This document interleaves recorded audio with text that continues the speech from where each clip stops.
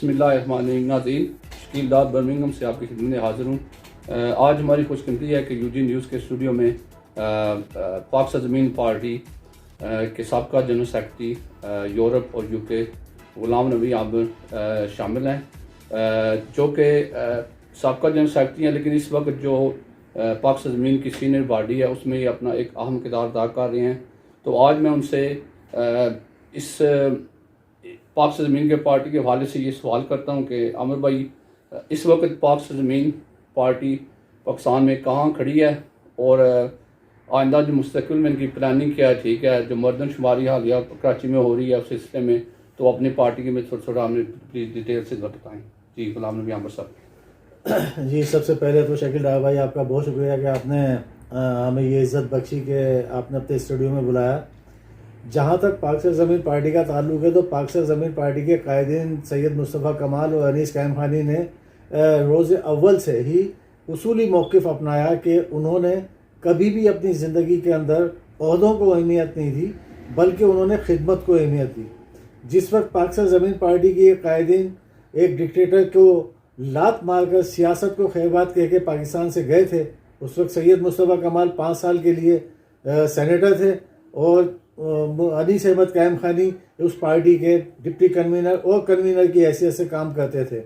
تو یہ 2 عہدے ایسے تھے کہ کوئی بھی شخص جب سیاست میں آتا ہے تو اس کا یہ ایک وہ مشن ہوتا ہے کہ میں اس عہدے تک پہنچوں گا. لیکن ہمارے یہ قائدین ان عہدوں کو چھوڑ کر پاکستان سے گئے، لیکن جب انہوں نے یہ محسوس کیا کہ قوم کے ساتھ، پاکستان کے ساتھ ناانصافیوں کا ایک طویل سلسلہ اسٹارٹ ہو گیا ہے، تو انہوں نے اپنی جان ہتھیلی پر رکھ کر ایک ایسی آواز کے خلاف آواز اٹھائی کہ جس وقت اس کے خلاف آواز اٹھانے کی سب سے چھوٹی سزا جو تھی وہ سزائے موت تھی.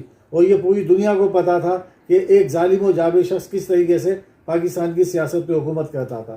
آج جو پاک سرزمین پارٹی کا پیغام ہے، الحمدللہ پاکستان کے گلی کوچے کے اندر پھیل چکا ہے. لاہور کے اندر، پنڈی کے اندر، پشاور کے اندر، کوئٹہ کے اندر، گلگت بلتستان کے اندر اور پاکستان کے ان جگہوں کے اوپر آج پاک سرزمین پارٹی کے آفیسز موجود ہیں کہ جہاں پر کسی ایک بڑی سے بڑی سیاسی جماعت کا پہنچنا جو ہے وہ ناممکن ہوتا تھا.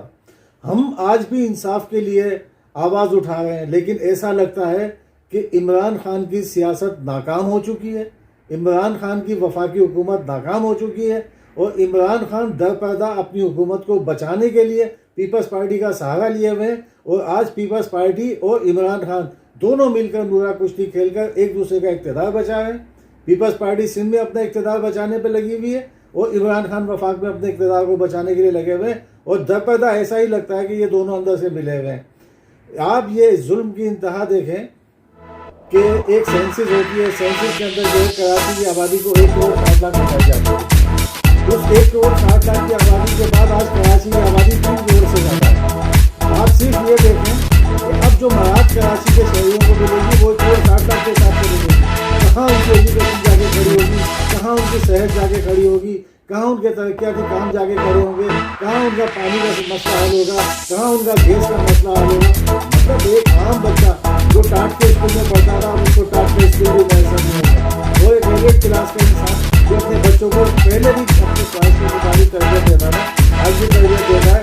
ہم مصطفیٰ کمال اور انیس احمد قائم خانی کے اس موقف کی پرزور حمایت کرتے ہیں کہ وہ اس معاملے کو کورٹ میں لے کے جانا چاہتے ہیں. ہم تمام کارکن، تمام سابق ذمہ دار، موجودہ ذمہ دار پاک سرزمین پارٹی کی ان کے شانہ بشانہ کھڑے ہوئے انشاءاللہ تعالی ہمیشہ جیت سچ اور حق کی ہوتی ہے. مصطفیٰ کمال اور انیس قائم خانی جس طریقے سے حق اور سچ کی آواز کو لے کر، عوام کی خدمت کے معیار کو لے کر، عوام کی آواز کو اپنے ساتھ لے کر چل رہے ہیں، انشاءاللہ تعالی اللہ تعالیٰ انہیں عزت دے گا. کل بھی عزت دی تھی، آج بھی عزت دی ہے، اور انشاءاللہ تعالیٰ آنے والے وقت کے اندر ان 70 لاکھ لوگوں کو بھی عزت ملے گی، محبت ملے گی، جنہیں سینسس سے کاٹ کر پاکستان کا شہری ہونے سے بھی الگ کر دیا گیا میرے حساب سے. کیونکہ اب وہ 70 لاکھ افراد کہاں جا کے کھڑے ہوں گے، کس سے انصاف مانگیں گے. عمران خان سے اپیل ہے کہ وہ ماضی کے سیاست دانوں کی طرح، ماضی کے حکمرانوں کی طرح اپنے رویے کو نہ لے کر چلے. پاکستان کے اندر انقلاب کی بات کی تھی، ریاست مدینہ کی بات کی تھی، تو ریاست مدینہ انصاف پر قائم تھا. آپ اگر ریاست مدینہ کا نام لیتے ہو تو یہ نورا کشتی ختم کرو، اقتدار کی بندر باٹ کا سلسلہ ماضی کی طرح بند کرو اور آنے والے وقت کے اندر ایک ایک پاکستانی کو اس کو انصاف اس کے در تک پہنچاؤ. اور سب سے پہلے ہمارا مطالبہ ہے کہ بلدیاتی انتخابات کرائے جائیں تاکہ معصوم بچوں کی عصمتیں لوٹنے سے بچیں, معصوم بچوں کی زندگیاں ختم ہونے سے بچیں. آج پاکستان کے اندر کتنے 16,000 کے پینڈنگ کے اندر پڑے ہیں اس معاملے